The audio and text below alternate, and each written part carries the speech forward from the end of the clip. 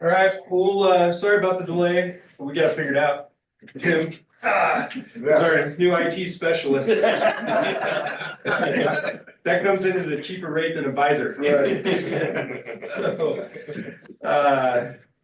thank you guys for being here and online. It's been a while since this group's been together and got a lot of work to do, and this is a pretty important meeting for us. So I think what we'll do first is introductions of the committee members, and I'll call you out if you just want to say you're here and who you're with.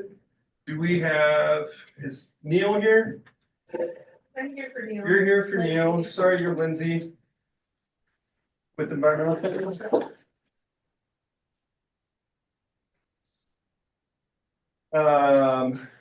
City of Sisters. Do we have Jackson? Yep, Jackson here, City of Sisters, Public Works Department. Thank you. Luke Dines. Citizen at large, not here. Clifford. I'm here, City of Redmond, City Councilor.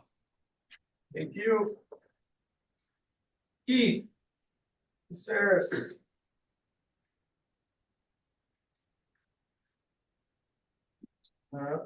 Cassie. Here. City Bend. Erica. Good morning, I'm here online. Thank you. Public. Tim Key. Tim. Erwin.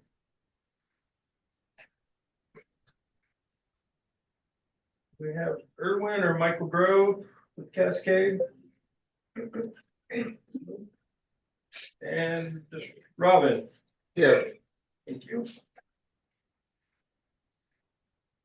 You have 6. Sure you guys all know Ryan Reddick, White Miller, Parametrics Consultants, and also have John Halen with Republic. And then our solid waste staff, Tim, our IT specialist, former director. Congratulations. So he's still part of the project and in the process. He's not off the hook yet. And I'm Jeff Merwin, the Director of Solid Waste with Deschutes County now. I was Compliance and Infrastructure Manager prior. I think we have, is Chad on Santola? I think he was on there. Former Director, Senior Advisor also. Angie, where'd Angie go? Does all our work. Back to the office. She went and hid. Sue. Say hi, Sue. Hi. We have Ming. I don't know if Ming's on. She is. Morning. Thank you, Ming. She helps with our staff. Christy Bollinger. I don't know if Christy's on or not. And Stephanie's here. Hi, Stephanie. She's our legal. I don't know if anybody else is. Kim Riley listed on here with legal. So that's the solid waste staff. Do we have the August minutes? Sue, do you know? I can pull them up. The minutes were emailed and sent out for review. Okay. We do have enough for a quorum, so I don't know if you guys get a chance to review those or not. Yeah, remember last year. Right? Maybe we should wait. And we could table that till next time. It's not that important, so. They'd be resent. Yeah, Okay.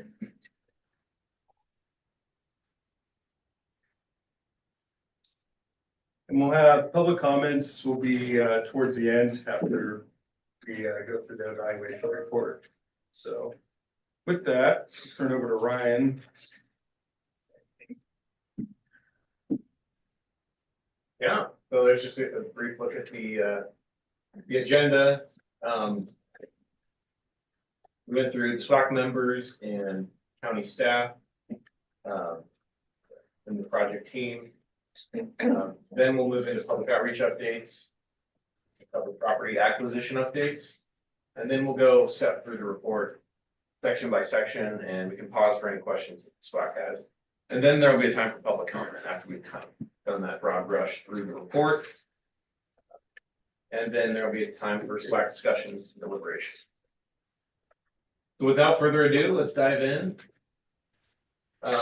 Before we step into the project or the public outreach updates, I thought we'd go through just the process and where we're at in this long process to site a new landfill for Deschutes County. As you may remember, we spent 2017 to 2019. Well, during that time frame, the solid waste management plan was adopted, identifying the need for a new landfill in the county.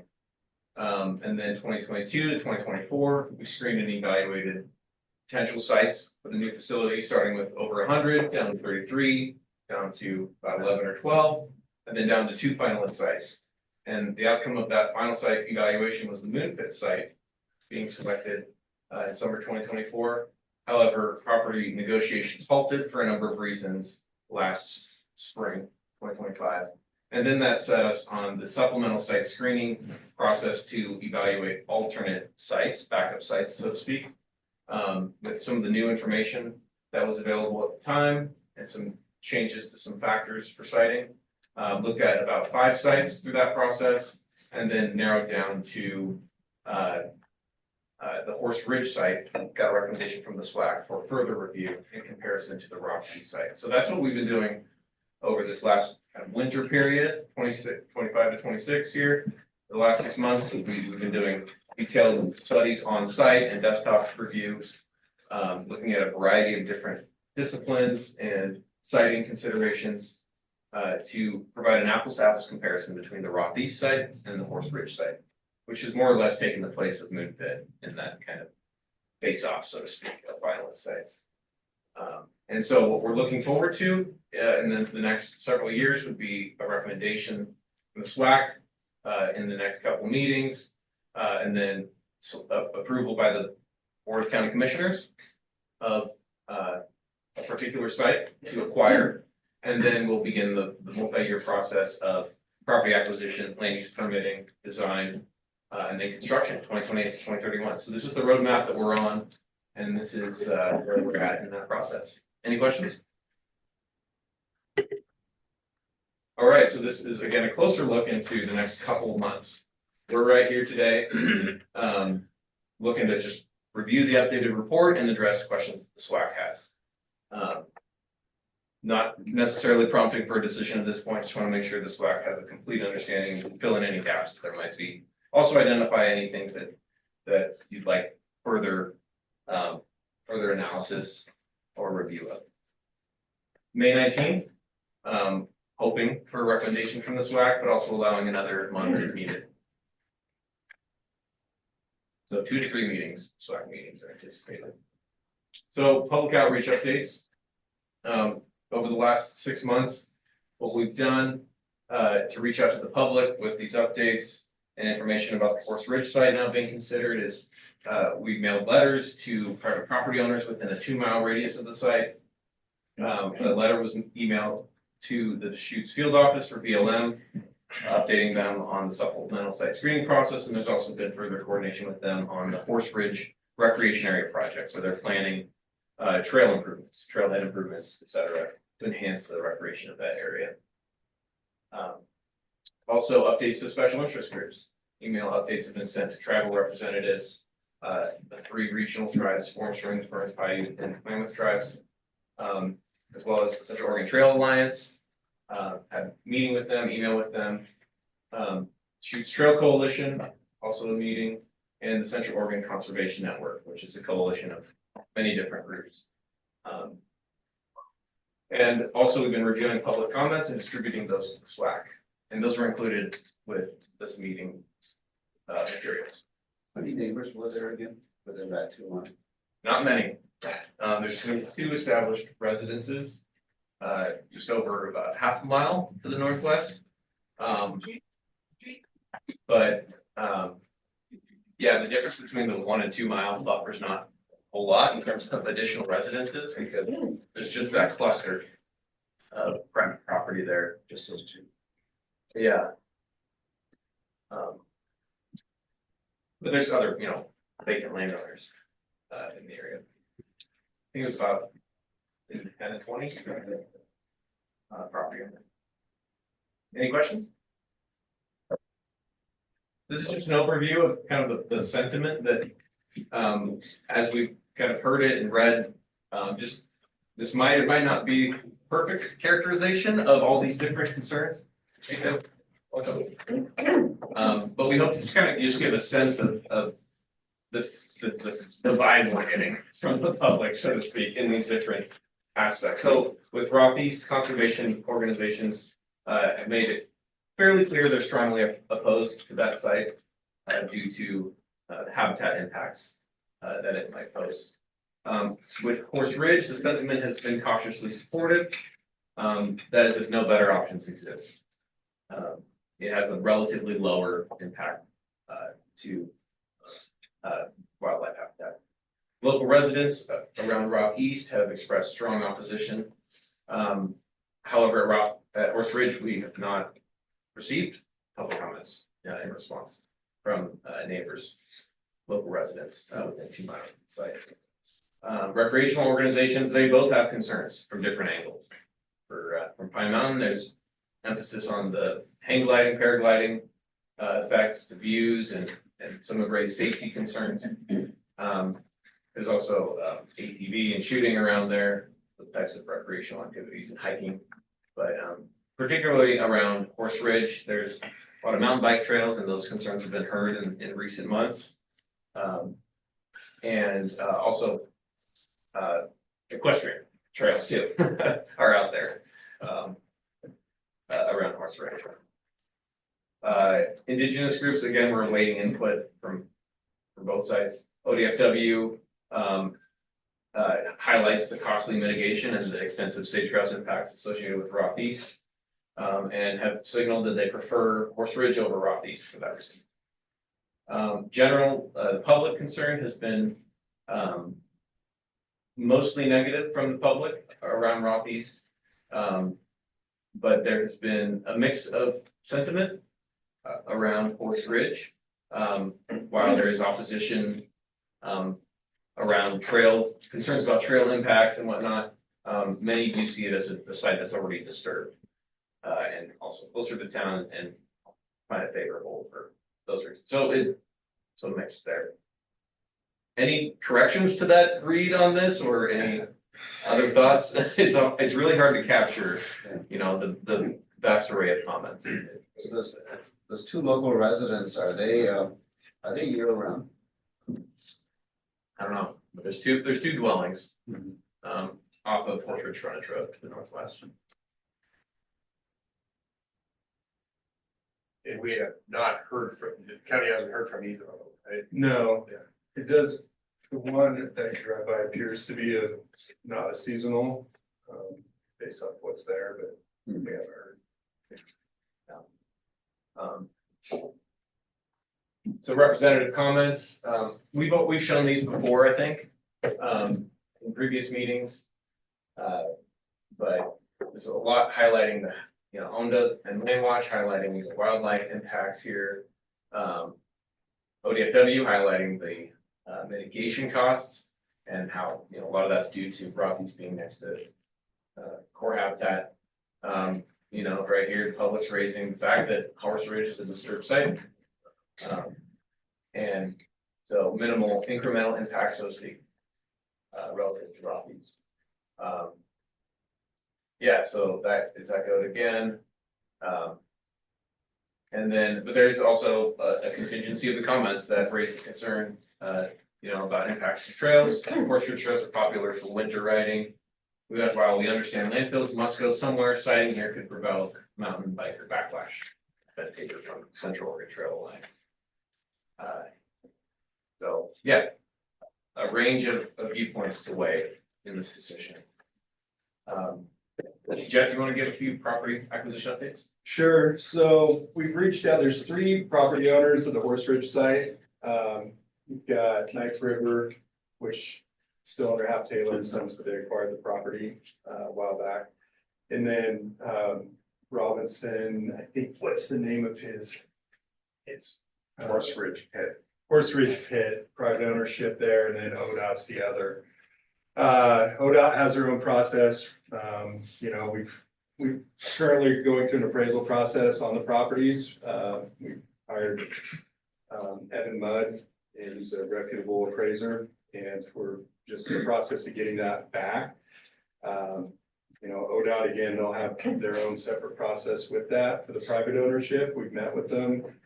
They've expressed, interest in selling, not having opposition. So we're working on, what really terms and conditions will be amicable for them and for the county both. So our plan is to keep moving forward with those. When we go to the board, we're going to want that information beforehand. Lessons learned, right?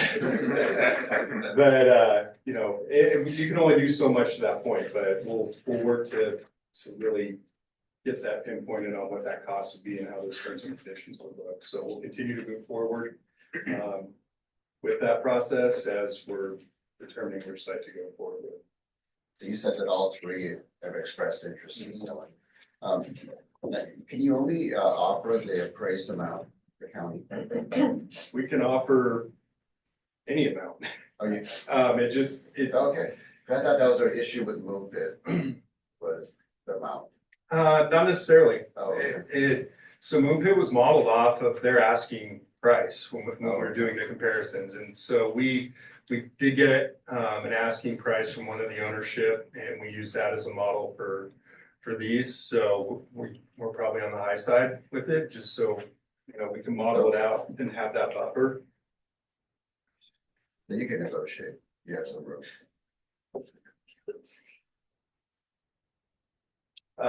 With Roth, spoke with them recently, last couple weeks, and the offer is still there. I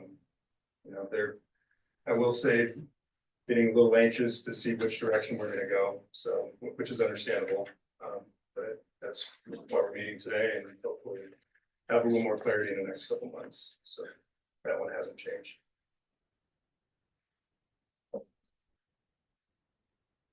Alrighty. Dwight's going to give an overview of the finalist sites, a high level look at the 2 sites, a reminder of where they're at, what they look like, and key considerations are.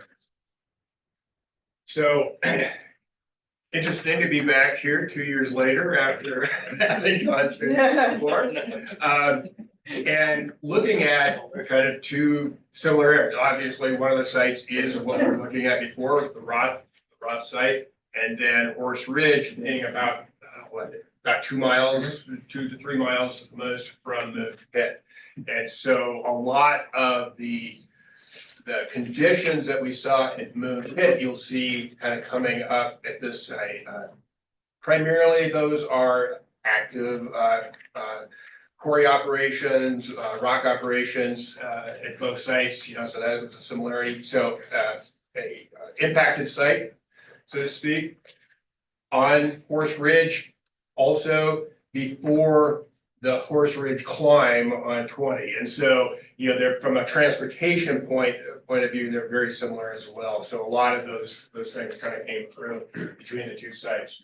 So bottom line, we have Horse Ridge here, and here's the Horse Ridge climb right here up to the summit. And then Rock East being out here near Milliken.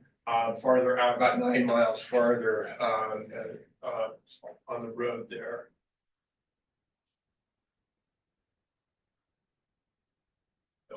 Oops. So here's a photos of the two sites. So as I noted, we've got three operations going in, out, or operating out at Horse Ridge right now. I believe this is the Hap Taylor area over here, Robinson over here, and the state kind of in the middle there. So pretty much all of the lower part of that site is impacted by this operation. One of the things to note there is this is alluvial materials, rock material that is actually a really good material for use in landfilling. And then as we get deeper in this area, as well as going up the slope somewhat, it will be more rock. And so we have drill blast that's included in our costing, as well as just the operations of the site.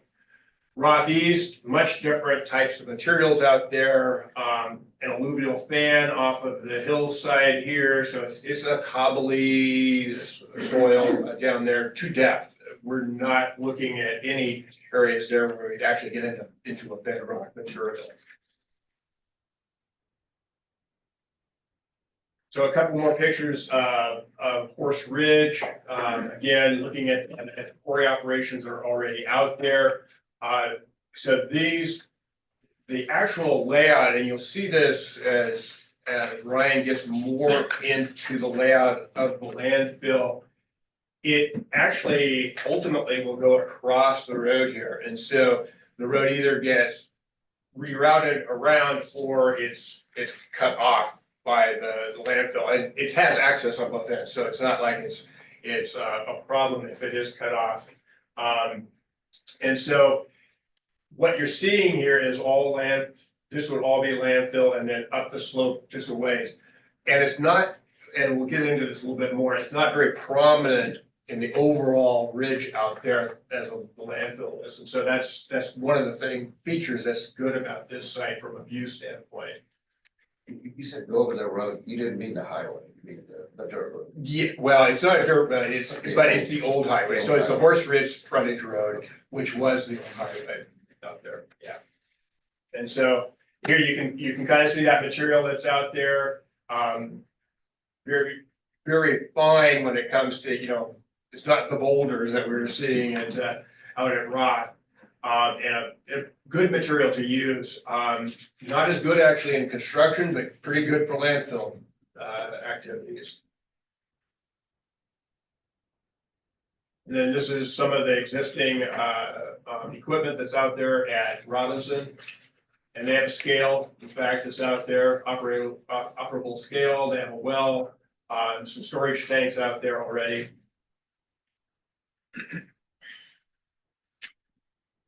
And so, some of that can be used not for the long term, but for the short term, could be used for some of the activities for the development of a landfill at this site.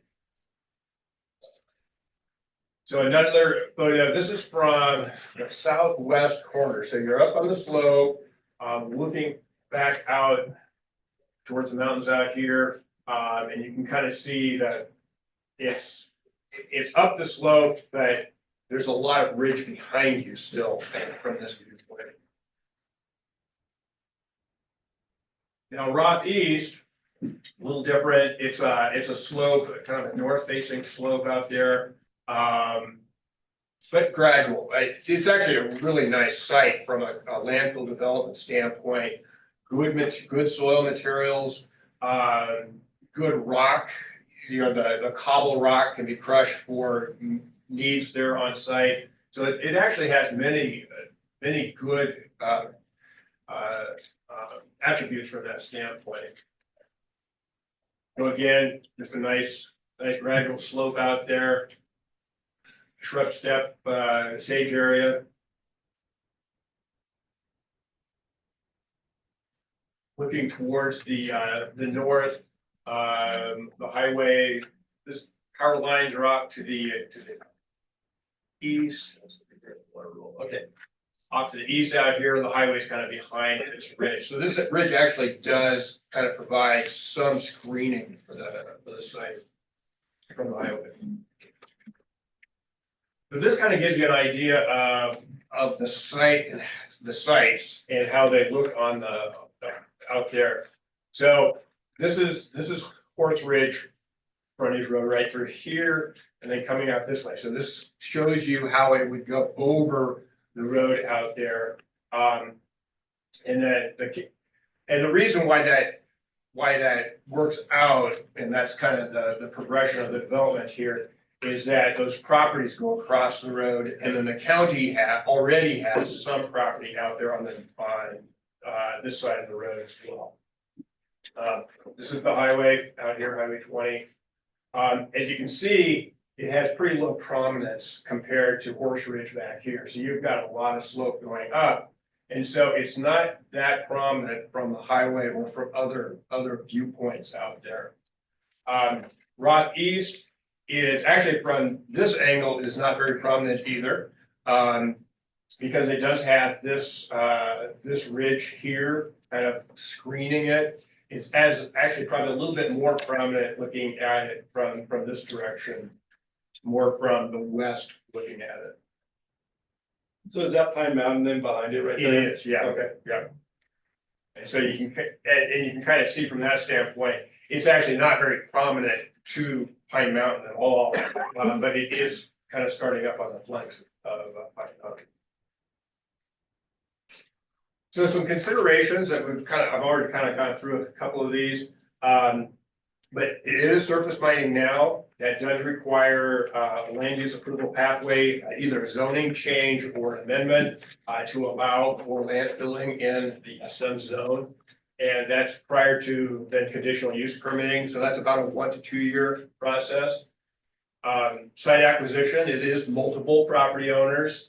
That's, separate appraisals, separate negotiations. And so that's always, another challenge. And it's, you might recall when we had the siting criteria, that was one of the scoring things was number of property owners.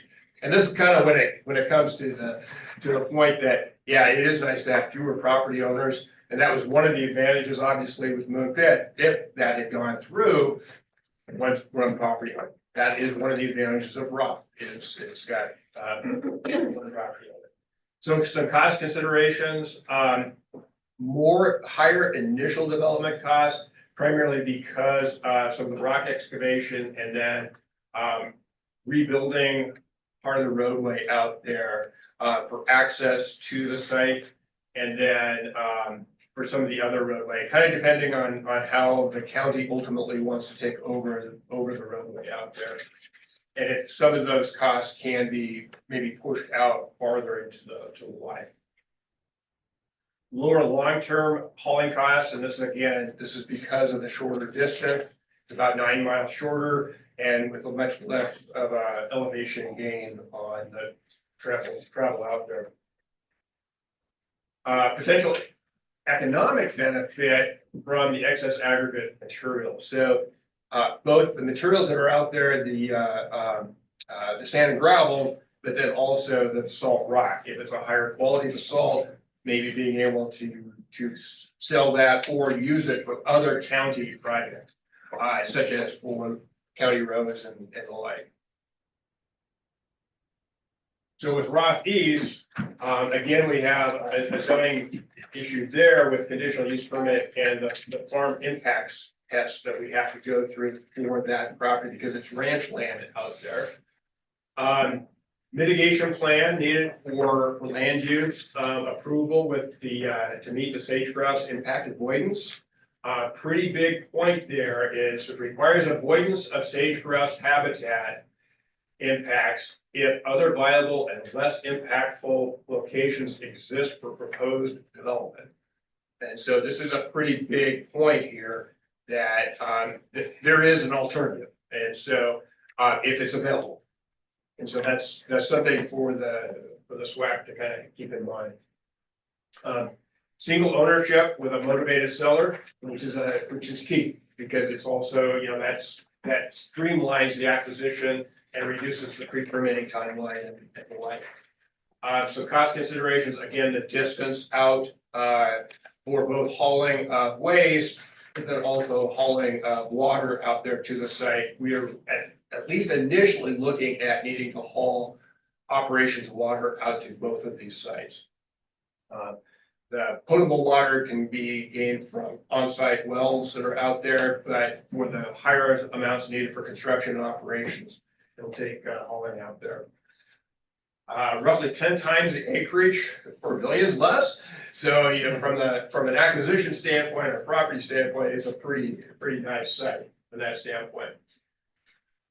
But the elevated hauling costs are probably the biggest long-term issue with this site, and why over time, it actually ends up being the more expensive site over the much longer time out there. But then also the mitigation and well development are pretty big costs out there and somewhat unknown, both of those. So those are probably the two biggest things.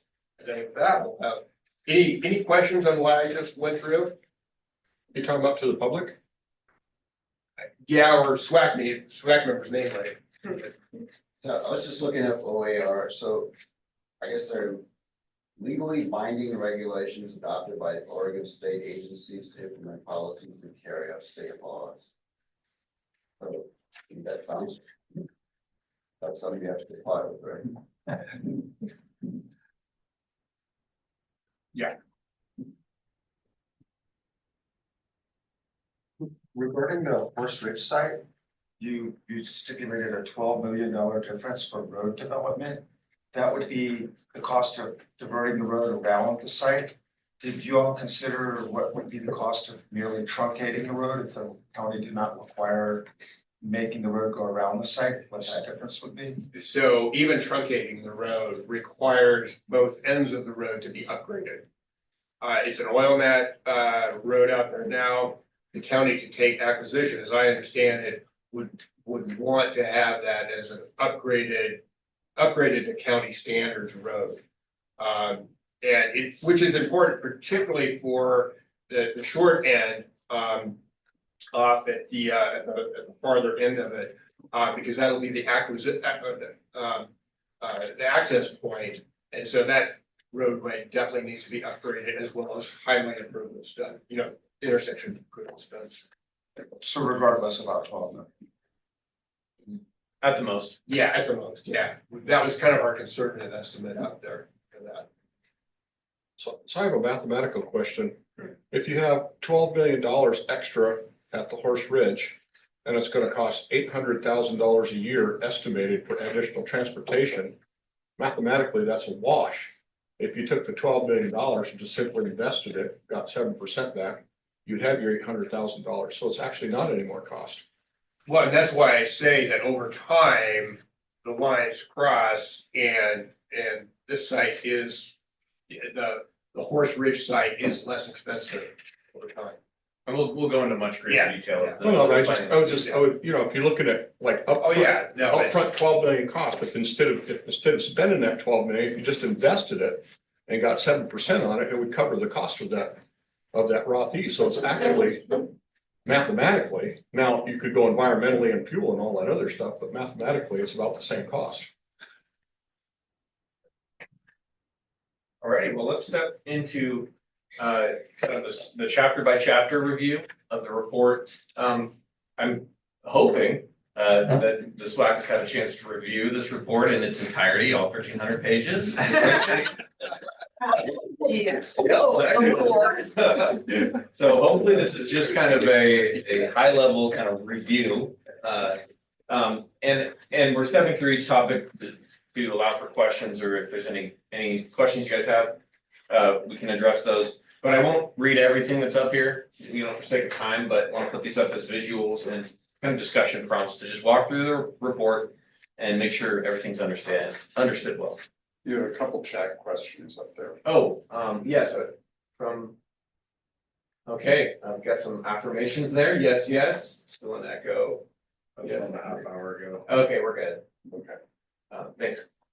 All right, so first off, here's an overview of the different topics that we'll go through that are also covered in detail in the report. And I think those are each subsections of chapter 4, that is. And then there's appendices, which go into extreme detail on each of these topics, which I encourage you to look further in if any of these topics are of interest. We'll start with conceptual site layouts. And so as Dwight had mentioned, that the hillside topography and existing surface mine excavations provide some free airspace for disposal. So in that pocket there of the hillside, there's space that can be filled and supported by the slope and the grade below.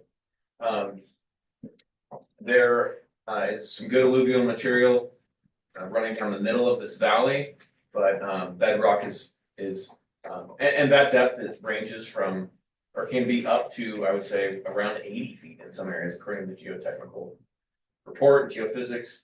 But then beyond that, we're looking at maybe 5 feet of overburden until we hit bedrock. And then things get expensive once we get into bedrock. The disposal area is roughly 290 to 300 acres, but the total property area is 433 acres. And so that extra area is used for the support facilities, landfill supporting facilities, the scale house, the water infrastructure, operations and maintenance building, office, landfill gas management facilities, power, et cetera. So And buffers, setback. yeah, buffers, stormwater management. But what we found with this site, which was, I think, a pleasant surprise, is the amount of capacity that it has. Even though it's, in terms of site area, on the smaller end, smaller than Moon Pit, it's a lot smaller than Rock East, but it can support 125 years of capacity, which equates to 80 million cubic yards. So it's an apples to apples comparison to Roth in that sense, in terms of capacity and lifespan. But it is in a tighter footprint.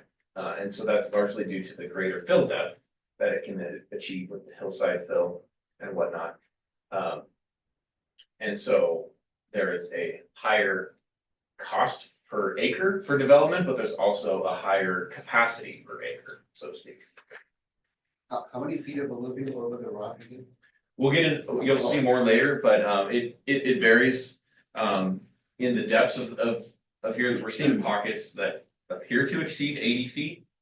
But there's some parts of these existing excavations where you can kick the bedrock in the bottom of the mine. So it's fairly irregular, the shape of the salt.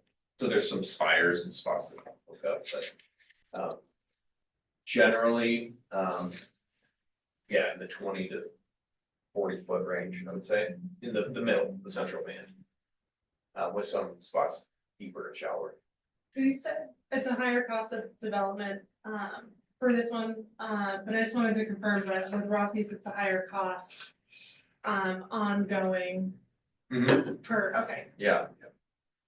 Yeah, we've got the school graph at the end that kind of shows where the crossover point is and how they're more cost effective in different Yeah. ways. How many years out is the crossover? Roughly 100, somewhere there. So Rock East, favorable square geometry, suitable soil, no need for rock drilling, blasting, crushing. Sort it and crush the boulders for beneficial use, but there's no need to blast it to free it up, so to speak. Similar capacity, it could even go higher. So the capacity here could exceed 80,000 cubic yards in 125 years if needed by expanding further vertically or horizontally. But we stuck with that shape, for a good even comparison with the two. But that is one thing the site offers that I think Horse Ridge doesn't, is the capacity, the ability to go beyond 125 years. Any questions on conceptual site layout, design, capacity, those types of? Would the county be able to sell the rock like Moon Pit and make some money off of it? They would, because it's zoned SM and there's really 3 Dogami permits that would be transferred to the county, possibly consolidated or held separately. Did you factor that in the cost? But we did not. I would present that as an opportunity for the site, but not something to hang our hat on. The amount that we're excavating is the amount that's needed for daily cover, final cover operations. So there's a chance there may be some extra that could maybe reduce the roadway development costs. Let's say if the rock is suitable for base rock or asphalt rock, that could cut down on those improvement costs and development costs. Or be useful for the county road department for roads in the region. One thing we're being cautious with is the distance out from currently from Bend. Yeah. Is for contractors, at what point, for their haul costs, do Right, we lose our ability to get rid of the rock? So that's why we're taking a very cautious approach. yeah, so just thinking Hooker Creek is just selling the stuff somehow, right next door, so. They're trying. Yeah, that's just it, they're trying, yeah. Yeah. And this, same capacity modeled 80 million cubic yards, 125 years, but over a larger footprint. So more of a spread out. kind of footprint. And was that just to give it apples to apples? You said the Rothy's had larger potential capacity, but the 125 years with each of them was just to give them apples to apples. Yeah. Or do they each have more potential capacity beyond that? I wouldn't say that Horse Ridge has capacity beyond 125 years, but Rothy's, I mean, the property acquisition altogether, if both Rothy's and Rothwest could be 3,400 acres roughly. Okay. So there's horizontal room to expand and vertical. So that would be the opportunity with Rothy's is to expand further and have a longer lifespan and capacity. Whereas, for Horse Ridge, maybe the opportunity with that site, again, these weren't modeled, but they exist, is to potentially, is a potential economic benefit from. But also recognizing that at Rothy's, you have, if you expand horizontally, if the space is available, but that is then more wildlife. Yeah, there's more mitigation. Yeah, and then if you go higher, that is a site that has some aesthetics issues, more so probably than Horse Ridge. And so if you went higher, there would be more issues with regards to sight lines and aesthetics. Not a total green light there. Yeah. Maybe in 125 years, move it will be done, but move the landfill over there. Yeah. All righty, well, let's move on to site development and permitting. There's, the base zone is SM with some EFU on the corners. And these are the overlays. LM just cuts a slice of this, which has some, view and height limitations, but, that's not expected to be an issue for the landfill itself. Current use, active surface mine, some of the surrounding, facts about the context there. Any questions on kind of the zoning context for Horse Ridge? There's nothing really limiting that would prevent a landfill. They work around all this. From zoning? Yeah. Well, the big one's the surface mine, code. Doesn't allow landfilling, new landfills. It does allow landfills established before 92, such as not. So it's kind of has this like. Right. So when it's that's a county code. Yeah. So with the supervisors, if they approve that, if they decide on that site, Mhm. they at the same time can. Yeah. Approve a change. in the code. That would be step one or Yeah. 0.1 is to amend the code. And there are multiple options that we spelled out in the site development permitting memo. We have, I think, at least 3, maybe 4 different options or strategies to tweak the code. And we've met with the planning department to coordinate on those. But that's the initial step that needs to happen for conditional use application. Remember the report had to be, because it should be LMD on that list? Or is it? For what? I thought you had to have road access across the LMD or something. Yeah, we'll touch on that in a second. The BLM right away. Yeah, so Rothy's, this is its context EFU with a lot of different wildlife overlays. Winter range, sage grouse core is pretty close and it's within low. So with permitting, some of the things that are common for the two from a permitting standpoint is the DEQ solid waste permit and air quality permit. So that's a given for the two. Also natural resource that they are both subject to ODFW habitat mitigation policy, greater sage grouse area combining zone, even though Horse Ridge isn't in sage grouse zone habitat, it's nearby, and so there's some indirect impacts to mitigate for in the wildlife area combining zone. So these are common. What is different is, Rothy's is actually in sage grouse habitat, and there's anticipated to be a eagle incidental take permit for Horse Ridge. Now, where they're different is that there's the SM, tweak we mentioned before that needs to happen to pursue conditional use permit for a new landfill in the SM zone. For Roth East, it is an EFU zone, and so they both have some EFUs. Horse Ridge has peripheral EFU zone on the corners, but Roth East is fully an EFU, and both would be subject to the farm impacts test. But Roth East has a higher risk of appeal from the Land Use Board of Appeals because there is arguably an existing agricultural use. There has been before with dry land rye, with cattle, and so there's a strong case would need to be made for the displacement of that farm use for the landfill there. Not as much for Horse Ridge, for the corners of EFU to address the displacement there. Now also Dogami, that's a permit to transfer. Not a huge deal, but that's just a distinction there with this site. So then with to your question, Robin, there is coordination will be needed with ODOT and BLM for the frontage road right of way to transfer that Horse Ridge frontage road jurisdictionally from ODOT to Deschutes County. If ODOT's going to sell the mine, they also want to gift the road and its maintenance burden to the county. And so, coordination would be needed with BLM and ODOT to make that happen. The county would need to acquire a right-of-way grant from BLM for that. And based on our current understanding, it's not anticipated to be anything beyond an EA, if that, because it's an existing road. It has 2 connection points to the highway. It serves existing trailheads and residences.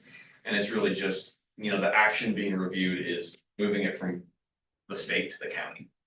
There's no going out of the existing right of way or anything. So a very narrow review. So that shouldn't be an issue. Exactly.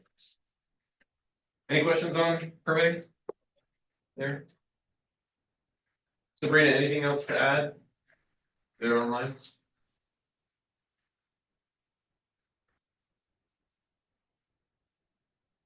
All right, let's keep on moving.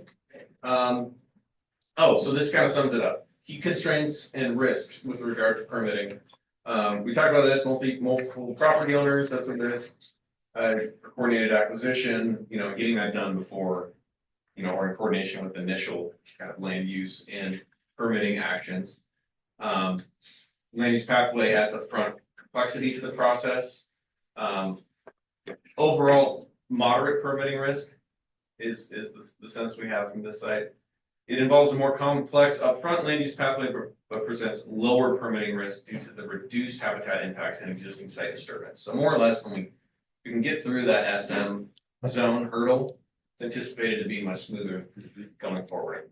Now, Roth East, it's more straightforward. You can jump right into a conditional use permit, but then it's subject to LUBA appeals around the farm impacts test. And then the big one, which we mentioned earlier, is the sage grouse mitigation framework. If there is another viable option, you have to pursue that basically, or else ODFW can not approve the mitigation plan, which is needed for the conditional use approval. So that's kind of the link there. If we need an approved conditional use permit, it goes to ODFW, and then we need an approved mitigation plan from them. And they can't give that if there is another viable alternative. So as long as Horse Ridge remains a viable alternative, there is, more or less a dead end in the permitting pathway for Rockies. Moving on, transportation. This shows some of the access points and different uses along the road. We looked at both the west access and the east access. We found the east access to be the preferred access point. It involves less upgrading and a nice straight alignment through here. Definitely going to need some intersection improvements because that's quite a sharp turn, that acute right turn, and then left back on Highway 20. So we factored that in, the cost for an intersection upgrade there, and then upgrading the full length of the road, although, and we've assumed 9 million for that to be conservative. And that's the direct cost. The loaded cost with all the other contingency and consulting costs is closer to that 12 million mentioned earlier. But the county road department may consider reducing those costs, and looking at just the east segment, which is where the heavy truck traffic would be coming from.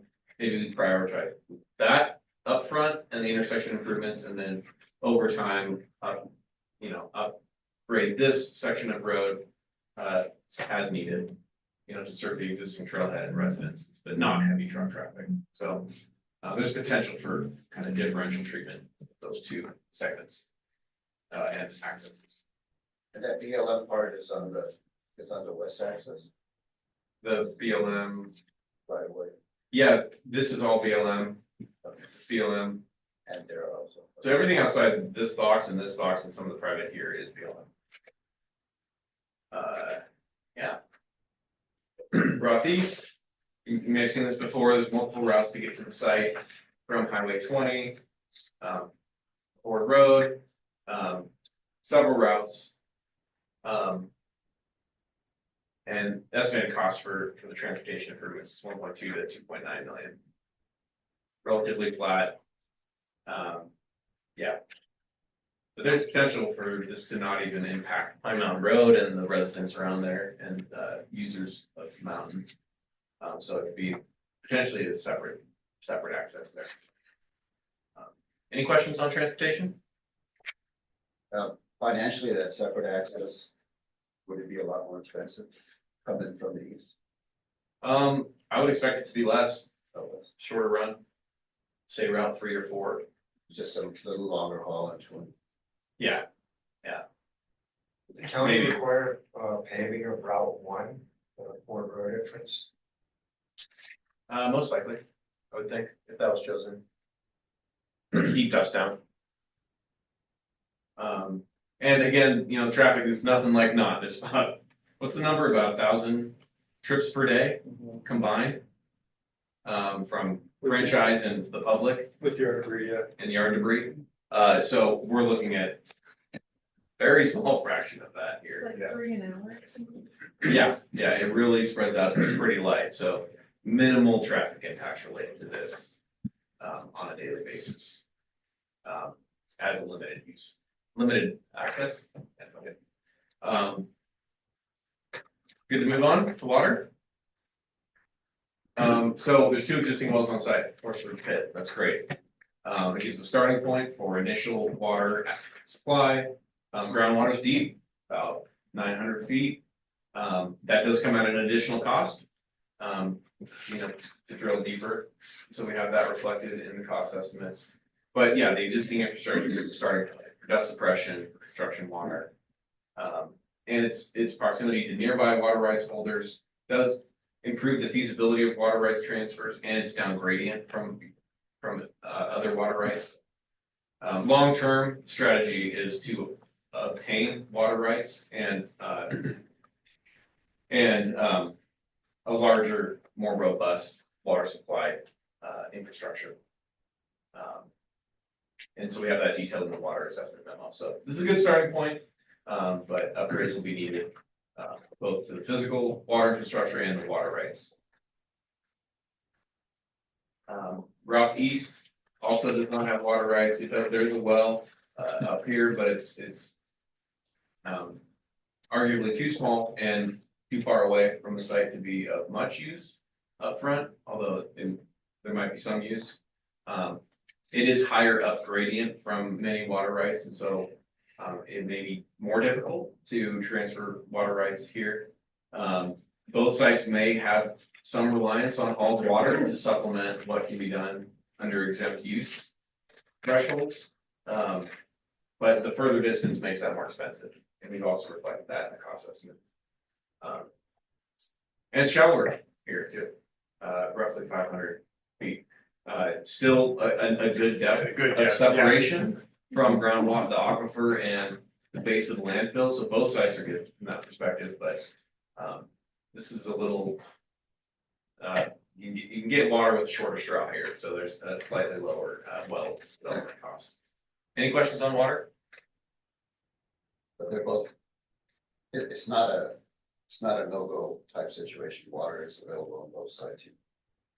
The limited supply of water is available, and acquiring new water rights will be challenging for either site, no doubt. But the fact that there is existing infrastructure at Horse Ridge is valuable. Multiple wells, established points of appropriation, helps for groundwater review to say there's a well here, there's been a well here. Increasing it X percent is going to have less of an effect than no well. And it's important to note that the cost of hauling water out there has been included in the cost estimating. So it's not a deal breaker from that standpoint. Yeah. So yeah, that cost for long-term water will either be seen as the cost to haul or the cost to secure those water rights. So electrical is very similar to Moon Pit, right here. Extension from Dawes Road, 3-phase power. CEC estimates that around 2 million. And the big driver there is really to size those lines for the future power generation opportunity of up to 5 megawatts. Could be smaller in the interim to support the on-site needs, or lower the flare, the leachate pumps, but to be sized for the ultimate generation, that's what would be needed. And so if either side is selected, the next step would be a service application with CEC, and then really figuring out the details and whatnot. And then for Can I drop back to water just for Yeah. for one quick question? So you state that the cost of hauling water is included in the cost estimate Yes. for the entire life of the site? Or are you assuming that you're going to acquire water rights in year 5 or 10 or did you assume we're hauling We've for been 100 years? for the entire life. yeah, it's an operational cost applied Yeah. over the life. Yeah. So Yeah. I think that's a worst case scenario. Yeah. Water rights long term, if they can be secured, would be less than that. But we haven't made an assumption that we're gonna acquire water rights at some point in the future and our costs are gonna go down. The assumption is we'll haul for the life of it, and there's cost saving opportunities there. A long term supply of the option site.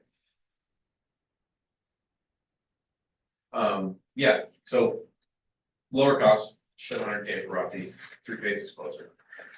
That's the long and short of it. Any questions on electrics? Flood risk, both sites are outside the floodplain of Dry River, which is really where we see floodplains mapped. But they both have upstream drainage basins to contend with. It's larger for Horse Ridge. Horse Ridge itself and some portions behind it, like right in here, that flow around. So Horse Ridge will have 2 to 3 square miles of upstream basin to manage, which is not nothing. We've modeled it, we've estimated flows from that, and we'll refine that further in the next phase if the site is chosen. And these things can be managed with on-site drainage controls, diversions, storage ponds, et cetera. Any off-site water, though, the intent is to just route it around.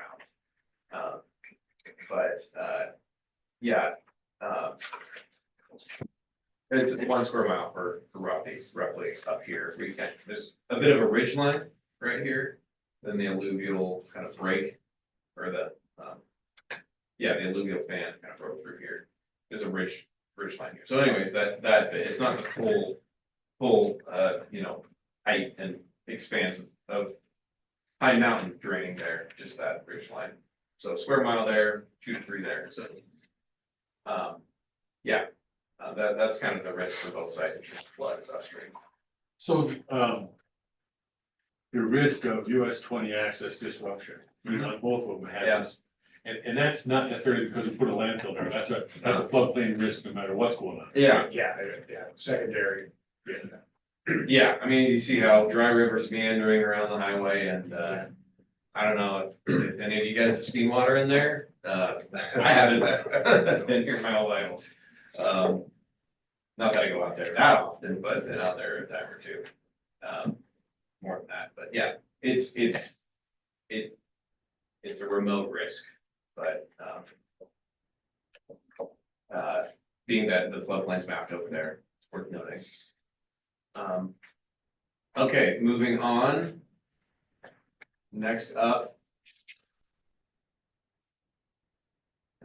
Okay, so hydrogeo, groundwater deeper at Horse Ridge, generally flowing northeast, northward.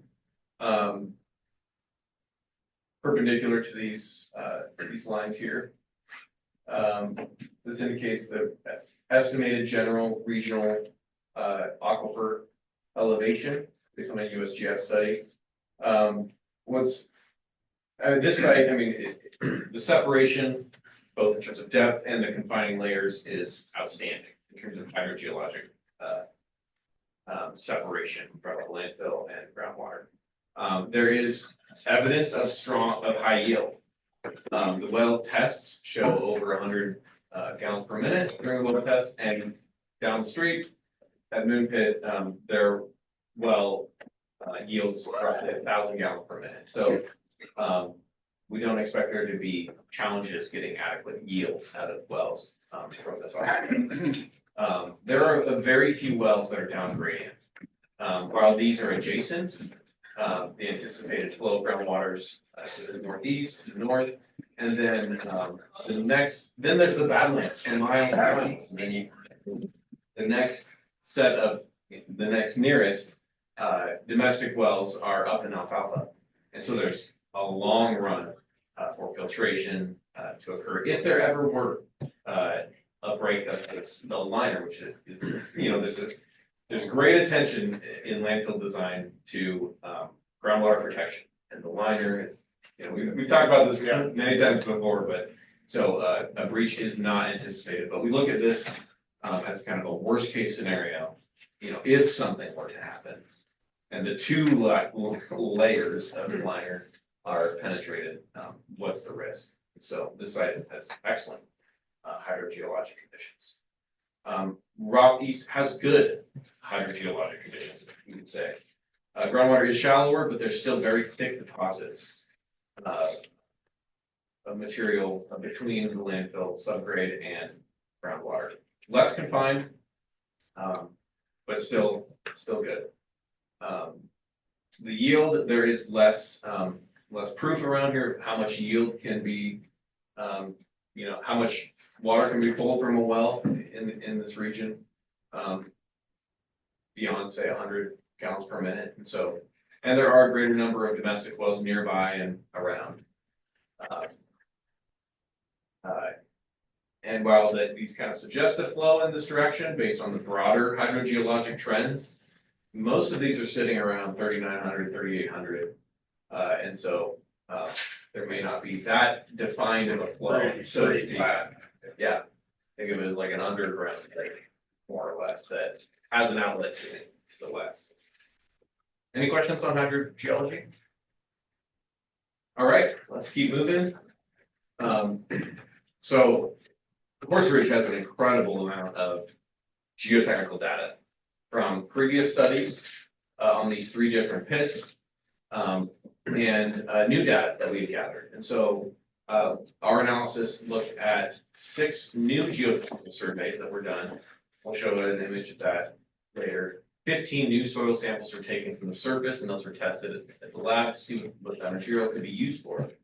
And 64 roughly prior borings and test pits were reviewed and incorporated into this. The various surface mines had obtained.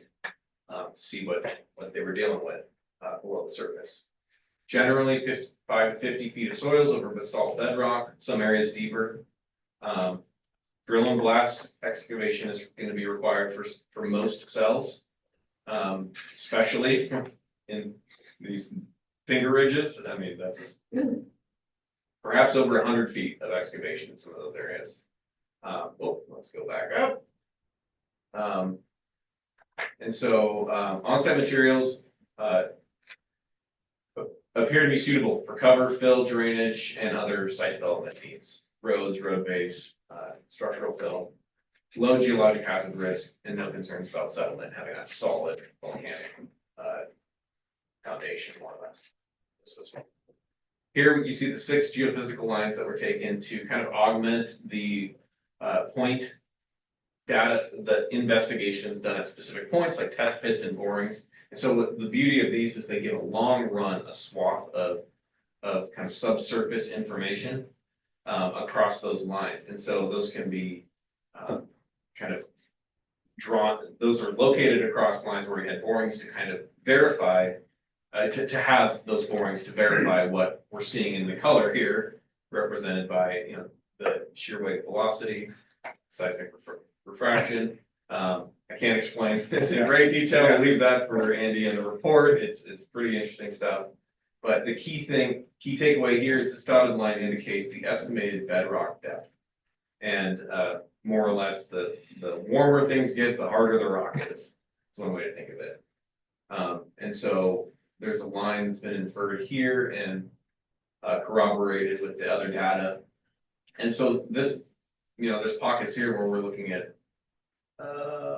nearly 80 feet, maybe 70 feet of depth, and then even deeper as we get, you know, to this side of section A here. So it's undulating for sure, but there's some good depth and pockets of alluvial material at this site.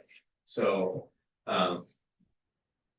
in the case of Roth East, we also did 2, there isn't a long history of geotechnical data. The data we gathered as part of this was the first study done in this area.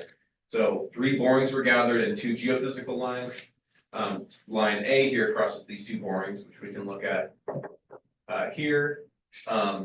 You know, again, conventional earth moving equipment. This puts the cost per acre at roughly a third that of Horse Ridge, so much less expensive per acre to develop these cells. And so looking at this though, we're seeing close to 400 feet of sediment deposits until bedrock is encountered. So a lot more depth there. Like it will not. Bedrock is not expected to be encountered at this site, so that's a key difference between the two from a geotechnical standpoint. Any questions on that? All right, let's keep on moving through. The ESA, the main thing to point out is there is actually a recognized environmental condition at the Horse Ridge site due to the former asphalt plant that was on site. That can be managed through phase 2 soil sampling and ESA for that. No recognized environmental condition at the Roth East site. Weather and air quality desktop review, similar to the trends you saw between Roth East and Moon Pit. There's a lower greenhouse gas emission due to the shorter haul, of course. And these represent fleet transitions from different energy sources. Switching from diesel to renewable natural gas around 2040, and then to electric trucks after 2070. A few climate and weather factors. The main thing to note is there's more wind exposure at Roth East. And so managing dust and litter and potential wildfire is more challenging at Roth East. But precipitation is comparable. I think there were public comments about dust devils, you know. Yeah. I don't know if that should be mentioned. Yeah. Yeah, and then this is a map showing fire events as well as a burn probability based on a number of factors. Horse Ridge's map is having a lower burn probability than Rock East. You can see there's a fair number of fire locations recorded around Horse Ridge, but no recorded fire perimeters, and so that suggests that the landscape is perhaps less susceptible to taking off with the fire. More of a mix of juniper and other shrubs, whereas there's a lot of ryegrass and sage that if the fire were to hit, can take off. Also, fire strikes around Pine Mountain, in the trees and then reaching down the slope is what we see or what these fire parameters suggest. So they both have fire risk, but they're different in nature. Yeah, so Rockies, Pine Mountain, if you look at old historical photos, I mentioned this last time, is bare, there are no trees up there. The fires took them all out, they always were there. Versus I think Horse Ridge is like a badland, right, a lot of rocks, the fires are very rare to have fire that takes off other than tree here, tree there. That's a good point. The soils are more productive at Rock East and can support thicker ground cover.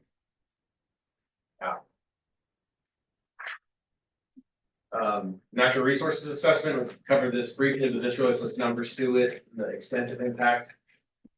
Neither site has waters or wetlands where he is a listed species, but sage grouse impact at Horse Ridge is about 16.6 functional acres. Mitigation cost for that is 0.4 to 400K to 800K roughly.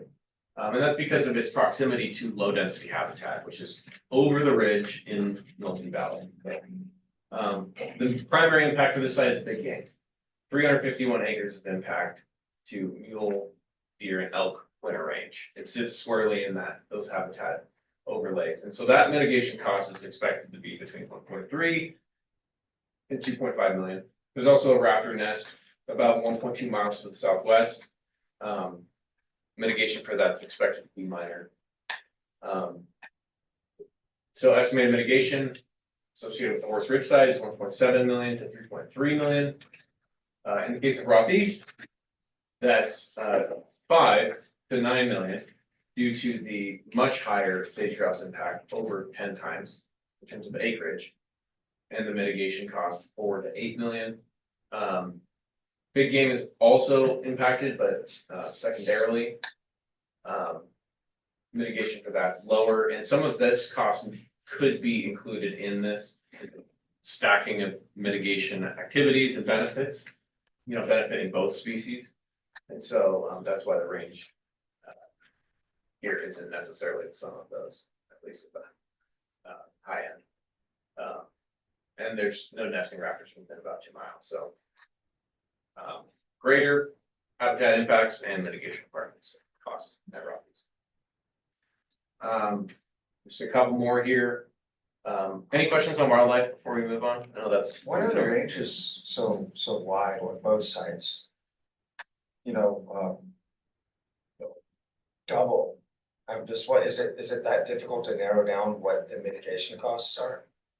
There's a number of strategies. Appendix N explains those different ways to mitigate. We have our biologist on the line, and he can speak further to that. Colton, would you like to address that question in terms of the range of impacts and costs? There we go. I see a hand up. I think I need to unmute Colton. Yeah, can everyone hear me? Yeah. Hey there, Colton Cairo, biologist, Barometrics. Yes, good question. There are a variety of mitigation options for both sage grouse and big game, starting with maybe the cheapest of the routes, but with the most responsibility would be permittee responsible mitigation. And that could either be done within the site, the properties, or within off-site properties. And that generally depends upon the cost of the property itself, and then estimates of how much the actual restoration and then operations and maintenance would cost. The more middle range and secure is there are mitigation banks being developed within the region. They have not been fully concurred upon by Oregon Department of Fish and Wildlife, but likely by the time in which we would be permitting this project, they would be available for us. And those would be providing credits for both sage grouse as well as for big game species such as mule deer and elk winter range. And then the most highest scale is a payment in lieu fee, pretty much option where there would be a lump payment to Oregon Department of Fish and Wildlife for impacts to sage grouse. And that would be that high mark range. That would just be a one lump sum payment to Oregon Department of Fish and Wildlife. And so this range is reflecting those various mitigation options. Okay, thanks, Colton. Is that address the question? Yeah, that's great. All right, Are your mitigation estimate costs there based on that highest scenario? Okay, yeah, that's the fee in lieu. cash it out, yeah. Yeah. The easy button, so to speak. You pay the money, you don't have to worry about it or maintain it over time. The other ones take, involve more risk and legwork to line up property and coordinate with ODFW and whatnot. Yeah, so, archaeology and cultural heritage assessment. We did a reconnaissance survey at the Horse Ridge site, surveying roughly 100 of 400 project acres. This site had a previous study done actually back in '96. The site was previously considered for landfill before it was chosen, before not landfill was expanded to serve the county. But this, as a part of that analysis, a previous study was done, and so we identified 5 archaeological resources, 3 pre-contact sites, and 2 historic isolates, and some of these had already been identified and we found them again. Previously disturbed mining areas reduce surface integrity. The undisturbed areas have moderate to high probability for additional resources. So the areas that have already dug up, we're unlikely to find more, but there's pockets where there hasn't been disturbance. There could be some more. And so, yeah, continued systematic survey is recommended. What's that for? This is a bottle, No. historic artifact. We can't necessarily show cultural resource artifacts, but they were found. And Rock East, similar, 128 of 645 acres, identified 12 archaeological resources, 6 sites, 6 isolates. Majority of those were pre-contact. Entire parcel is believed to have a high probability for archaeological resources, given the impacts of the surface are less. However, you do see how rocks were moved from the dry land rye farming. There could have been plowing and whatnot that would have disrupted things at the immediate surface level within, say, the first few inches, but there hasn't been the same kind of excavation impact. Are there any questions on kind of the relative risks of cultural resource impacts and whatnot? All right. So community assessment, we kind of went over this a bit before. Just the interested parties that we've heard from, Horse Ridge, it's recreation users, BLM, environmental and wildlife interest groups, also at Rock East, environmental wildlife interest groups at both sites. Recreation users as well, but different recreation users, also Pine Mountain Observatory, University of Oregon, and Milliken Valley residents. So parties we've heard from at both sites, and expressed concerns. I won't read them all. We've heard many of these. But let's jump into costs. This is really where things, I think, start to clear up. Are very informative. So acquisition costs are estimated to be around 8 million for the Horse Ridge site. That's including 433 acres total, although 50 of those the county already owns. So I suppose we're looking at 383 then to acquire from the 3 different property owners. And that's based on a price from one of them, one of the property owners then received, and then applying that cost per acre to the others. So I believe this is a conservative estimate of the acquisition cost, but just want to highlight that is to be confirmed. Rock East, it's worth pointing out, this is the cost that the Roth property owners have offered both properties for Rock East and Rock West. And perhaps some other holdings they have in the Milliken Valley. So that's exceeding 3,400 acres. Initial development costs, about 12 million more for Horse Ridge, and that is largely due to the higher cell excavation costs and the road improvement costs, as well as the power extension. Rock East, roughly 40 million for that. And then altogether, the sum of these two, 61 million for Horse Ridge, 46 for Rock. Over the lifespan, you can see a pretty big difference in the cell development costs. I mean, we're getting into the hundreds of millions now.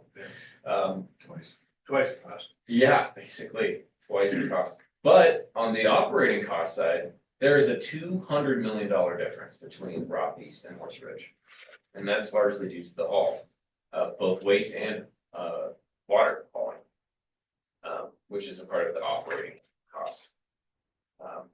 So there's a massive difference there. Post closures, the same. Total lifespan cost, though, this is the big deal that boils down to the lifespan cost per ton. Is the total lifespan cost divided by the total lifespan capacity, which conveniently they're the same for the denominator, but in the numerator, there's $100 million difference between the Rock East site and Horse Ridge.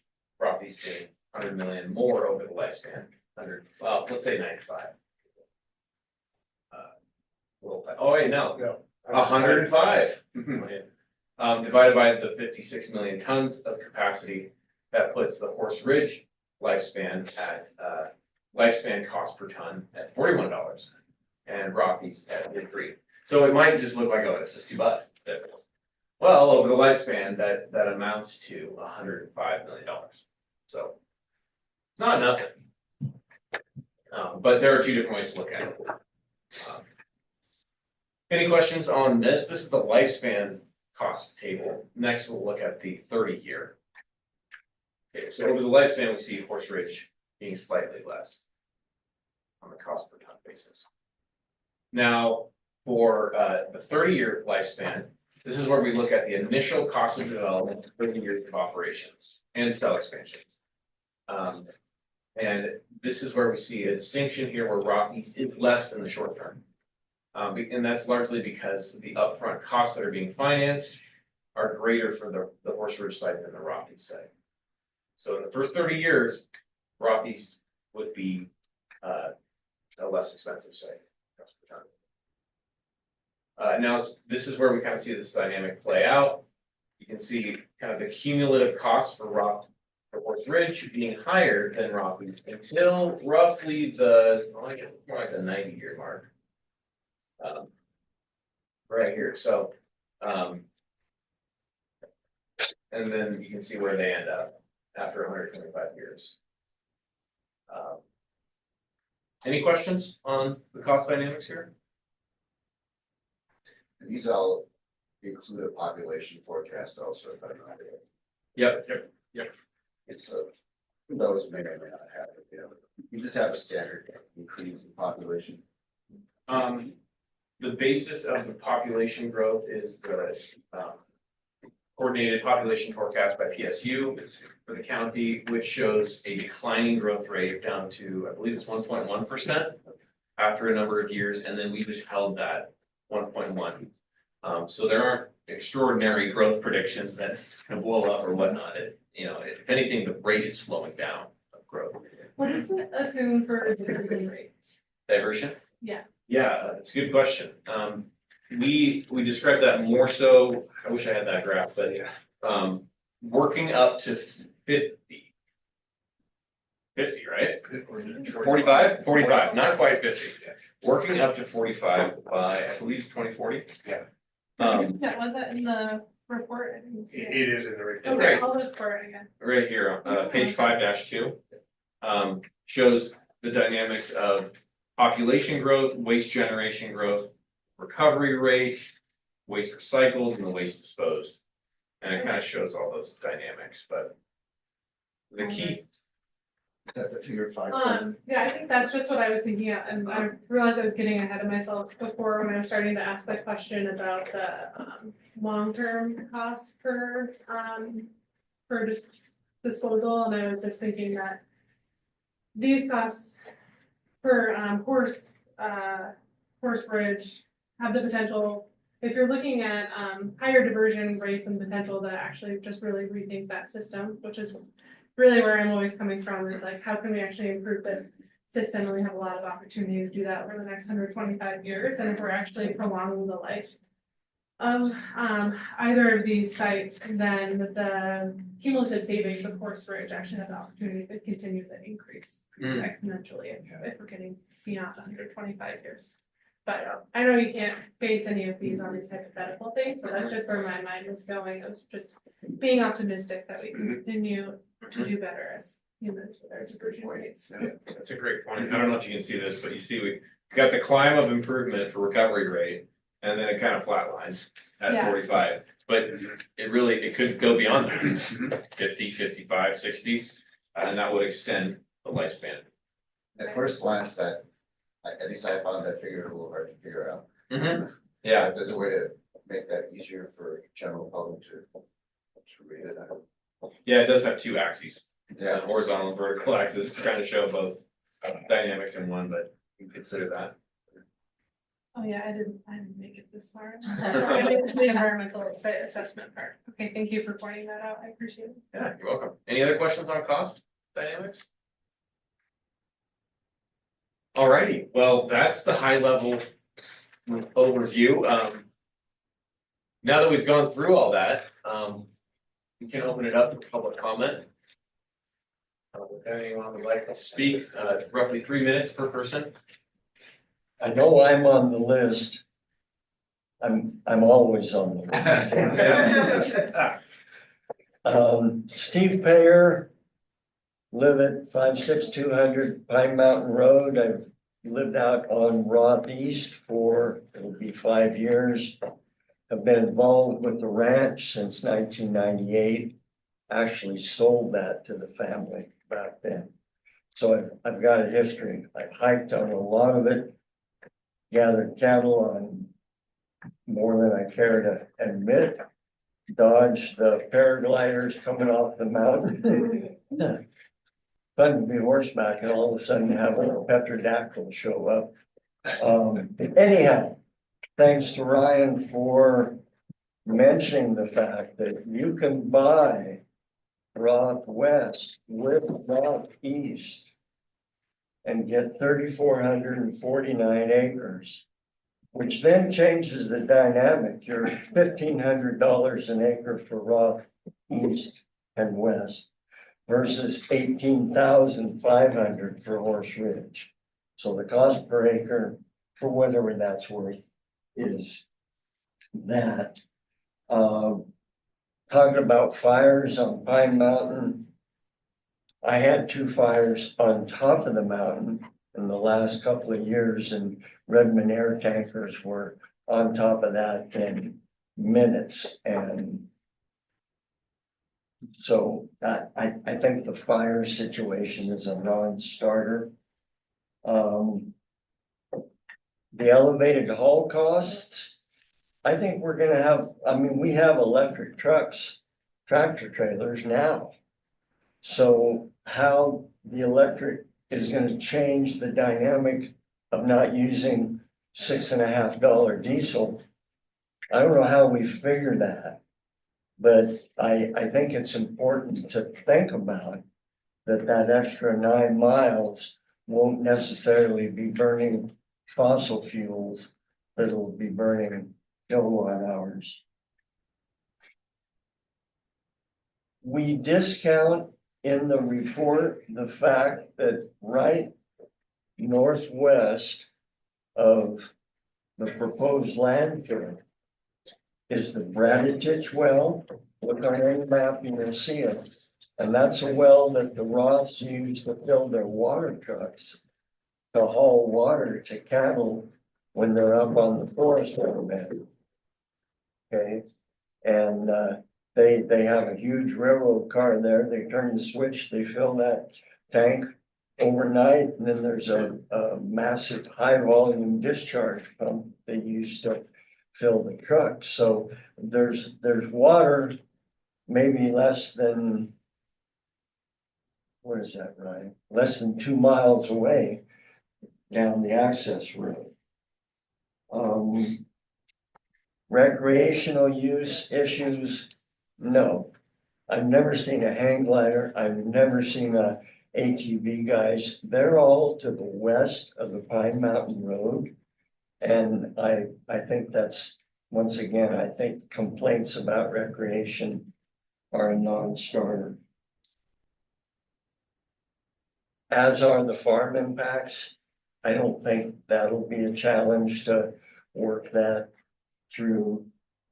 The neighbor continually doesn't fix fence, so maybe he'll be unhappy if he has a new fence that he can't let his cattle out on us.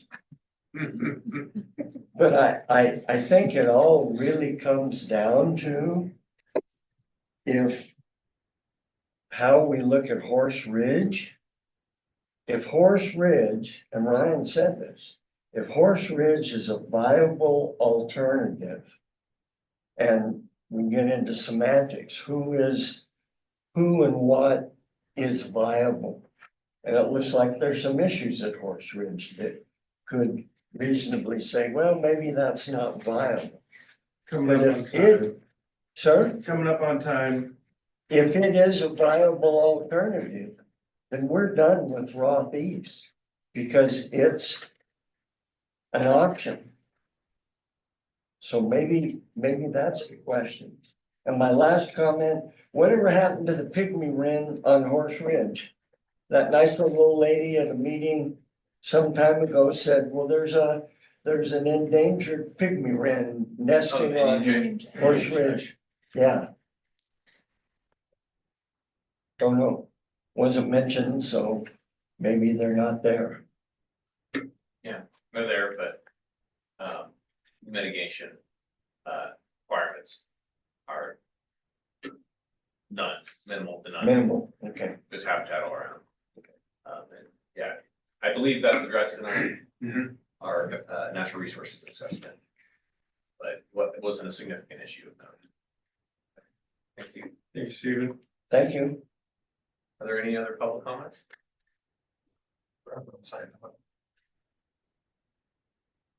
Online?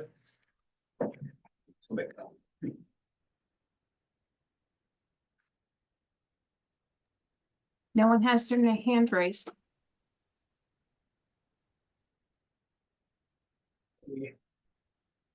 As a paraglider, I will say I don't actually land on Roth East. We always try to avoid landing on private property. Sometimes we do sink out, but the view would certainly be impacted as a paraglider. It would be in my direct line of view. We can get as high as 18,000 feet, which puts us at the top of Pine Mountain at 6,400 feet. I can see Mount Shasta, so it can easily see Roth East and west. Having a piece of property due west of that site. Yesterday, the winds were blowing out of the east. My wind talker was registered 30 to 40 miles an hour all day long. So I feel like the wind and the traction and thermals is a real issue. Last of all, it's not a direct cost as far as like a paper cost, but there is an environmental impact of hauling further. And there's a direct cost, whether it's hauled via electric truck or burning diesel fuel or compressed natural gas. There's man hours and cost for the hauling, whether there's emissions or not. But initially, those emissions would probably come from diesel trucks and, the whole reason I've attended the meetings that I've attended is it is my sincere desire to minimize the environmental impact of where we site this new landfill. That's really, really important to me, and I hope many other residents of Deschutes County. I totally understand the not in my backyard mentality. I love the site that was over by the railroad tracks off of Highway 97, much closer to the trans-centric. There's somewhat of a belief that those who produce it should be responsible for dealing with it. Hauling it out to the other side of the county where we have one proposed site. You know, right next to the reservation there, that was abhorrent. Anyway, I don't see, you know, it's not merely the economic cost, but the environmental impact should have some weight. At least in my opinion. I'm not gonna burn up my whole 3 minutes, but I hope that those things will be considered. For the record, name? Harrison Ruffin, Thank you. I have some property out at Pine Mountain, just below the launch, below the mountain, off of Ford Road. Thank you. All right, are there any other public comment? Alrighty, well then, let's move into SWAC discussion, a lot to digest there and discuss. We've got about 12 minutes or so. So these are just discussion prompts. You know, if we're not sure what to talk about, but feel free, SWAC, to bring up whatever is on your mind for your discussion amongst yourselves or with us. This is your time to share your thoughts and. I have some minor thoughts on the report itself. It's just based on a quick scan, so it's probably in there. But public, you know, we had a lot of discussion previously. There were public comments on the higher wind, the rottenness and the dust devils and the paragliding, the Harrison mentioned, and the water Pine Mountain Observatory. I didn't catch that as much in your report, but maybe it was in there. And then let's see, page 4-24, you said landfills may result in higher densities of ravens and should also be other avian predators. Should it be will result? That I don't know that a landfill would not result in more ravens coming. The preliminary design drawing. One of the appendices, I didn't look at all of them. I have to scan a bit of some, but it looked like you had stuff about Moon Pit, but not about Forest Ridge. It had Rockies and Moon Pit. Oh, okay. And I did look a little bit at the Pinyon Jay after that public comment. The Pinyon Jay is mainly declining in Utah and the Rocky Mountains there. It's actually expanding in population because of the juniper expansion in Oregon. That's all it is. It's reflecting that. It's not likely to ever be listed in Oregon. Yeah, thanks for bringing that up. We had a slide about that. Yeah. At a previous SWAC meeting. Anyway, those are just some small things. Thank you. I had a question on, whatever the element was, just came up in the public comment about where we have to, one of the permitting things where you have to potentially have to prove there's no viable alternative to Northeast. When you talk more, I'm sure it's like not a concrete answer, but what types of things are like allowed, like how it's qualifying something as non-viable, because those things are so subjective. And I was curious specifically about like how cost factors into that. Like, are there certain cost criteria where someone can say this is not viable because it's more costly? And especially since we have the difference in the 125-year cost versus the 30-year cost. I'm just curious, like, if you can talk a little bit more to what the relative challenge that presents for Rockies, that there is this other site and it's not viable, but you could, just depends what you can argue that. Yeah, what is viable? Yeah. We've had some discussion with ODFW. I'll start phoning a friend, Colton, so we can maybe get him unmuted to add to what I have to say here at a high level. But in discussions with ODFW, we've heard that cost can be a factor of feasibility. If there's a dramatically higher cost, that could play into that kind of feasibility assessment and justification for picking this site over another. I think acquisition presents a risk, and if it cannot be acquired, like Moon Pit cannot be acquired, and that the parties can't come to an agreement, then it's no longer feasible. And so that if that were to be the pathway, I think that might be a defensible case to make that, hey, tried to acquire Horse Ridge, this is our last option, and that shows due diligence to try to site the landfill outside of sage grouse habitat, you know, so. Is there anything else you would add to that, Colton? Yeah, and we can certainly share the language within the OARs to the SWAC to be able to review that, but then just looking at it on my computer screen right there, that it does consider, you know, both technical and financial aspects of it, you know, based upon accepted engineer practices, regulatory standards, and proximity to necessary infrastructure or some combination thereof. And so there is financial considerations within as well as technical within that. And again, we can share that specific language for the SWAC's consideration. Thank you. So maybe a follow-up on that. If some reason Horse Ridge didn't pan out like we did,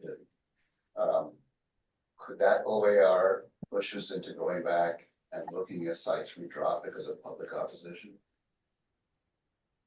There might have been viable landfill sites, but because 200 people stormed the meeting, the county commissioners decided to drop it. And if you're referring to the site on Highway 97, That went on Rickett Road. yeah. I mean, the public opposition was one factor, but that wasn't really, I think, what put the nail in the coffin for those sites. There were technical reasons for those to be. Yeah, Well, with the FAA requirements. That was, yeah, for the 97 site possibly, as you push back against the guideline and the airport. Yeah. And Rickett Road, I don't think was just public opposition, right? It was the FAA buffer, the 5 mile buffer. Or just barely touched Constrained it, but also the surrounding well buffers severely limited what the landfill footprint could be. So you don't think that OAR pushes into going back to any site we overlooked it? If Horse Ridge did. I think that could be determined by the SWAC and the Board of Commissioners if there's direction to go that way, but other sites have already been vetted and passed on for technical reasons. And, you know, while a viable site does exist, there are no identified fatal flaws necessarily with Horse Ridge, except the OAR that says, try elsewhere first if you can more. You know, And what we've generally seen on these is that this has been a very exhaustive approach that the county has taken on siting a new landfill, starting from 110 down to 30, down to 12, you know. So it's already been that exhaustive process. I think the argument can be made by the county that we have gone through that. We have been very diligent, and this is where we're at. That's, the paper trail is there to support the county in that. I think the criteria that would have to change would be the footprint. Yeah. And then you'd have to probably start all over with evaluation based on our footprint of, you know, 100-year landfill. Oh, okay. This is basically what we've got it boiled down to is viable options. But it could look different in 75-year, 50-year, just, Right. and then you'd have to see, does that really pay off? Additional sites would come into play if you only did 50 years. Possibly. Which we already shrunk it wasn't the size, right? It was like this acres needed or something for the second round, yeah. Quick question. Hi, all. Keith, sorry I'm late to the meeting today. I had another board meeting that conflicted this morning as well. But correct me if I'm wrong, Dwight or Ryan, in reference to environmental impacts, Horse Ridge has a lot less environmental impact, partly because it's already been excavated to a certain extent. Is that correct? Yeah. Okay. And then it's also, correct me if I'm wrong, Horse Ridge is also a lot less visible to those on Highway 20, right? Even though the landfill would be set down in Rothies as well, I feel like Horse Ridge is more protected, and unless you're out on that road that drives by it, you wouldn't really notice it's there. Is that correct? Yeah, it depends on where you're at. There's certain viewpoints where things open up. On Highway 20, there's one spot where you could, while you're driving, look 90 degrees to your right and see the landfill area. But other than that, there's pretty good screening from Highway 20. And it is kind of in a valley, so to speak. That's what I remember, because we went out on site, and I remember that walking it, there was quite a bit of undulation, and there was definitely some depression that was already there from some prior excavation. Over time, it would rise up, just Sure. below 1,000 feet, but that would be, after 100 years when it starts to reach that kind of height. Right. And it is, it's a tricky thing to think about because obviously the cost for the first 30 years is significantly less with Roth East than it would be with Horse Ridge. But 125 years out, Horse Ridge is more cost effective. But that's a long time, and a lot of things can change between now and then in regards to transportation routes, all of those things as well in regards to cost associated with that.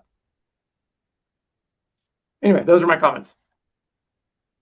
Thank you, great points. I have to leave right at 11, since we only have like 2 minutes left.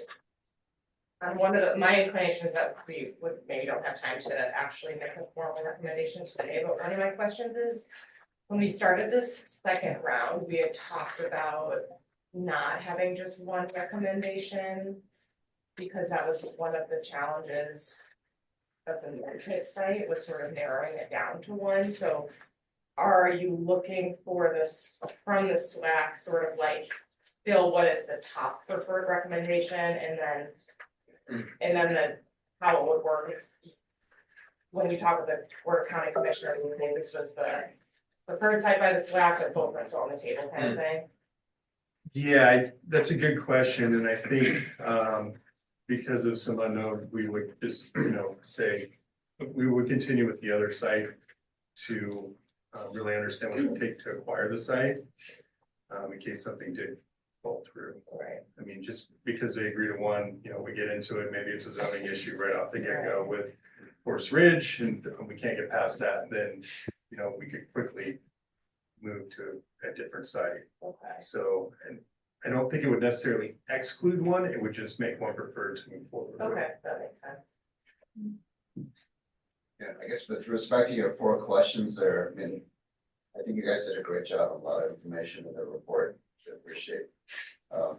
We spent a lot of time on this thing. I feel comfortable going with number of questions 1, 3, and 4 for the next meeting. Okay. What I don't know as much about, and we haven't spent much time talking about, is question 2, if that's gonna be something you want from the SWAC. I don't know if we even fully understand. What mitigation is acceptable and not in detail of all that. Yeah, I don't think we're really prepared to answer that one necessarily, because we don't know what mitigation options are actually out there, whether the banks are built yet. I know it's in the process and we've been contacted by somebody working on a bank. But that would probably be a different scope. I think at this point, we're just looking for the. What's it gonna accomplish next meeting? I think the intent of this question was to circle back to that recommendation that was made along with Moon Pit to provide a comprehensive and robust mitigation strategy. It was kind of one of the directives from the SWAC. And so there's some ambiguity in some of that language. So I guess kind of more clarity on what the SWAC wants that to mean would help going forward with negotiations and setting up a potential agreement. So you think you do want some feedback?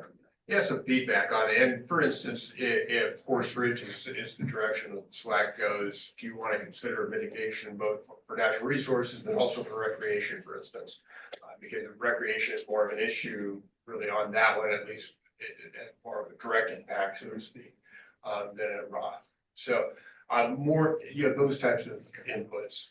And does the SWAC think there should be limits to that? Yeah. Like, is there some guardrail and or is it a blank check, like infinite amount of, until the stakeholders are happy, degree of mitigation, that would help kind of define that. I don't know what the balance would be, but I think what SWAC was saying when we discussed this was, we don't want to go in here shooting for the absolute minimum. We want to be more robust, but like you say, where's the sweet spot there? I don't know. And part of that could be as simple as don't go into it arguing for the minimum. In your negotiations with ODFW and others, that let's come in with what gives us good solid mitigation that doesn't break the bank, so to speak. It maybe have some kind of a guardrail out there on what that value might be. And there is a per ton limit that is, $1 per ton towards some of those costs. That is in place. As a That's legal out of limit, our, right? yeah, that's out of our control, yep. So it does have some guardrail. Yeah. So I think, I was prepared to advocate for the Ross site. I think I'm a landfill guy. I think that's a far superior landfill site, but that's just the logistics of the landfill, and I recognize that the recreational and the wildlife and there's other considerations, and in my experience, they tend to override the logistical things, and so I'm aware of that, I agree with what the gentleman said, I can't remember his name. It is cheaper, or it's more expensive to operate Horse Ridge until you hit that point. That point is out there 1120, holy cow, I don't expect it will be landfilling in 1120 at all, I think there's gonna be waste to energy or, something else is gonna come along, at least for portions of the waste stream, with the lion's share of the waste stream, but, but I think that those points, that question, what site do you think best serve the county long-term based on the information presented? I go to the Ross site, just because of that huge amount of soils and rock, the county could benefit dramatically, I've been out there on a grade trying to make those roads work out there. They call them gravel roads. There's no gravel out there, This would be able to provide that resource. So I think that site is better. But it's all gonna come down to whether or not ODF&W feels like either two viable sites, and this one has less impact on sage grouse, so that's where you're gonna go, and as Steve pointed out, if that's the case, then the rest of the discussion is moved.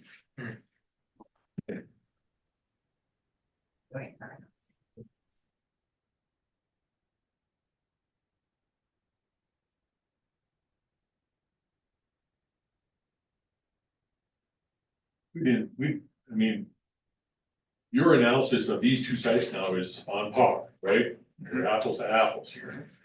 And I don't think we saw anything in the Horse Ridge stuff that would indicate that it's not a viable site. I don't think we can make that argument. I think it would be dangerous to try and make that argument at this little date. Be tough. There is something about resource availability of a special resource in sage grouse habitat, which maybe one could argue is the depth of soil. That Rock East has, that Horse Ridge doesn't. That's one angle, but it does feel like an uphill kind of argument to make that it can only be sited there within sage grouse habitat. But I agree with Dwight. I think we've done an exhaustive research. We started out looking at every parcel, and there was thousands of them, and then realized, well, let's take the UGBs out of that, because there's an awful lot of parcels in there, So, yeah, we've done an exhaustive search, and that's as good as it gets, I think. Yes. I think it's the process where we are today is very defensible, but that was a big concern of mine going in, and watching out for the challenges that are come at you, so be careful what you do, and I think we've done a good job.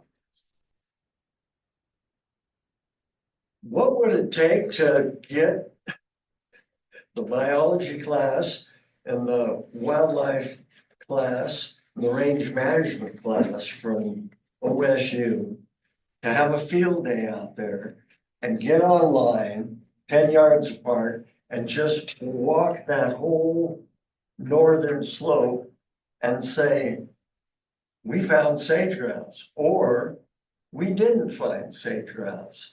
I don't ever hear them. And I'm up early in the morning when supposedly they're doing their thump thing. And I drive that road every day. I see antelope, nice little band of antelope, and I've got 5 does in my backyard watering at the water trough, but. Yeah, I think we're restricted to the mapping. Yeah. And that's, That's an absolute Yeah, I mean, those are overlays that we have to follow. comply with. And they were recently updated based on such field studies by biologists. Okay. I'm not sure that's fluid, you know, you need to be walking. Yeah, yeah, there's certain times of the year where things can change, but. You know, maybe one question I see arising for some, the first point is maybe with ODFW, given where these sites stand, could a mitigation plan be approved at Roth? And kind of, maybe we meet and chase that down a little bit. Chase it down some. To really confirm how much of a dead end is it, with Roth East. Would that help the SWAC with a recommendation next month? Yeah. Who's making the determination, you know, on what's viable and what's not? So when ODFW and their word is the last word, you know? I see from a practical standpoint, we might have trouble getting something in a month out. Local guy will say, oh, I gotta talk to the regional guy. The regional guy say, oh, I gotta talk to the state guy. Maybe they've been pretty engaged throughout the process. They're probably on the call. There's a good chance. I will say that as of right now, my recommendation is Horse Butte, and I think, you know, I'd love to engage in more conversation and see where this information leads us, but that's where we're landing at this point. We'll clarify that to Horse Ridge. Horse We Ridge, might get some sorry. calls. Just for my own sake. Sorry. I'll sit there. Yeah, no, that would not be a great. I don't know if it elucidates on your mitigation, but I used to run a wetlands mitigation bank in Virginia. And as far as wetlands go, you know, we planted trees, we turned farmland into wetlands. You can't construct wetlands. That happens over long term. It's ecology. It's just planting a bunch of trees and you know, creating a dike to fill an area with water and hoping that the wildlife will come. It's not the same as what happens over eons. Wetland creation it's our best try, but it's not the same as when, you know, when we destroy wetlands in Williamsburg for a bridge, for a shopping center, and then I create wetlands in Gulf City County on the other side of the Chickahominy River. It's what we're destroying is not the same as what we're rebuilding. I can't speak for sage grouse or antelope or any of that or how they do that. I don't personally think that you can create new sage grouse nesting habitat. What, do we send emails to the sage grouse and tell them, oh, there's new habitat over here?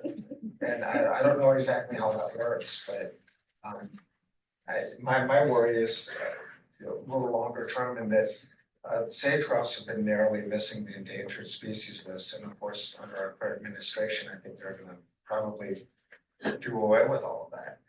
Maybe we could hold off a couple more years and you wouldn't have to mitigate anything. Are there any other discussion points from the SWAC in this period? Online? Anyone online? Alrighty, well, there's gonna be more time next meeting. There won't be nearly this degree of presentation. We'll have it, you know, an hour or more for SWAC discussion and deliberation. We'll follow up on a few of these items. Again, this is the roadmap. We're here looking to have a preferred site selected this summer. And so check this box today. Next meeting, the main thing is for deliberations and a decision from the SWAC on what that recommendation or recommendations will look like to the Board of Commissioners. Can you send us a link to this presentation? This is all uploaded to the meeting portal No. in the agenda packet. Thanks, guys. Thank you. Thank you. Thank you. Thanks, thank you.